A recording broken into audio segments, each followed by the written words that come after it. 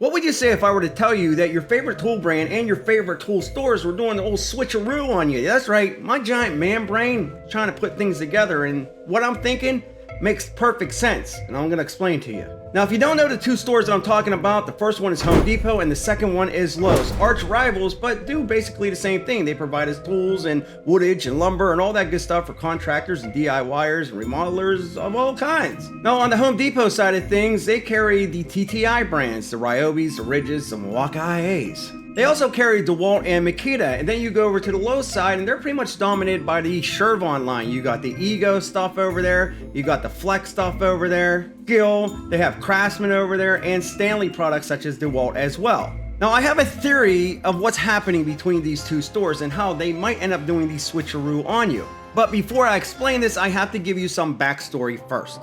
So as we all know, Home Depot and Lowe's are bitter rivals. But as mentioned earlier, they do share a couple different brands that they sell in their stores, such as DeWalt, for example. But if you remember a couple years ago, there was a brand named Ego that was sold at the Home Depot and not at Lowe's. But then something happened. I'm not sure what, but there was definitely a falling out, and Ego left Home Depot and found a new home at Lowe's. And if you weren't aware, Ego is owned by a company named Chervon. Chervon owns Ego, they own Skill Saw, and they also own the brand name Flex. Flex tools came out a couple years ago. And when they came onto the scene, let's just say there was some drama. I called them out pretty hard. You see, when they first started coming out, they started doing these showdown videos, and the showdown videos had them going up against Milwaukee Tool, which was obviously their target.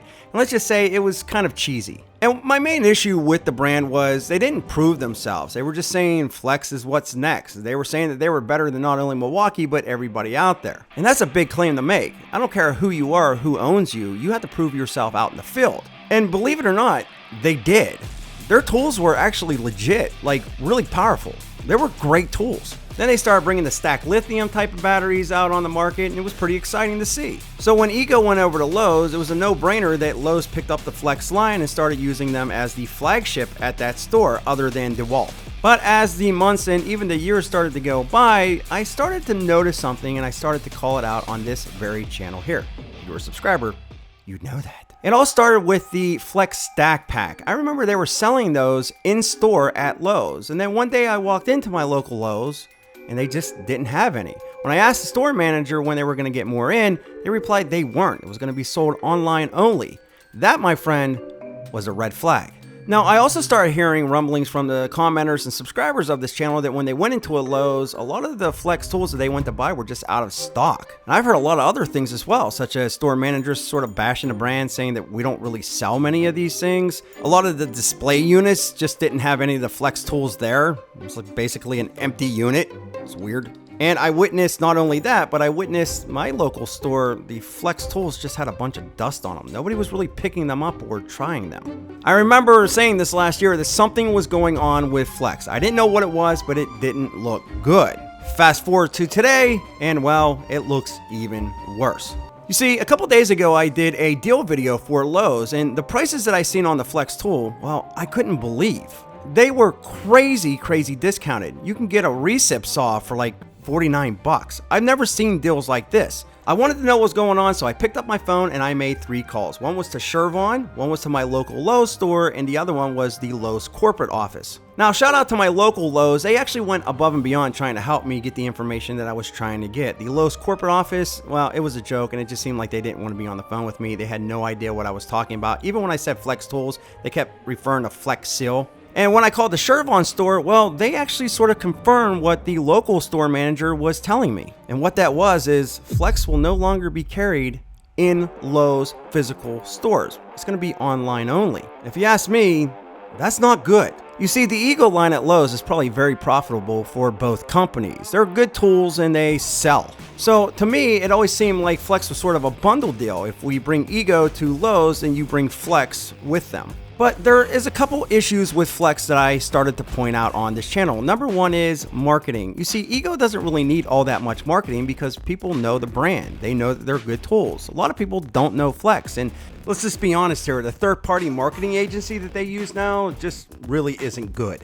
The other thing about Flex was their prices. When they came out, they didn't really try to compete. Yeah, every once in a while they would have a deal here or there, but their prices were just as expensive as DeWalt and Milwaukee. But the one red flag that I started noticing with Flex tools within the past year is that they were just copying whatever Milwaukee was doing. Yeah, some of their tools might have been a little bit more powerful, and yeah, they offered the stack pack lithium batteries, but I started to refer to them on this channel as Milwaukee in gray. They weren't really doing anything all that interesting, and they were just sort of bland. And here's something else that comes into play, the Skill tool brand. So you have the 20 volt Skill lineup and you have the 12 volt. If you look at the 20 volt lineup on Lowe's website, you're only seeing one page, and a lot of these are bundled deals. You might have a jigsaw here, chainsaw here, and a blower here, but most of them are gone, and from what I'm hearing, they're no longer coming back to Lowe's. And even though they do have a few more 12 volt tools on the Lowe's website, there's only 2 pages worth, and from what I'm hearing, they might be going away as well.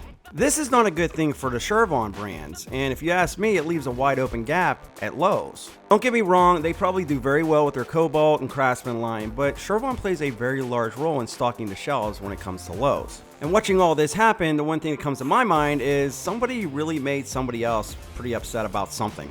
But Chervon is a crafty company. They probably know what they're doing when it comes to how to sell their tools and where to sell them, and that's where Home Depot comes back in. So if you look at Lowe's, they have the Ego brand, which is very popular and used to be at the Home Depot. The Home Depot carries TTI stuff, and their outdoor power equipment pretty much falls on Ryobi, not Ryobi. And don't get me wrong, I love the Ryobi, not Ryobi tools. I think their outdoor power equipment has really stepped up and they're really doing a good job with their stuff. But think about this, Home Depot, which is the leader out of these 2 stores, might be saying to themselves, you know what, we might want Ego back. And I'm not saying that this will ever happen, but if there was some sort of supply chain issue and TTI just had issues getting tools to Home Depot, well, then they would have a backup with Chervon. And just like Lowe's did with Ego, Home Depot might be reaching out to them and saying, hey, come back to our store.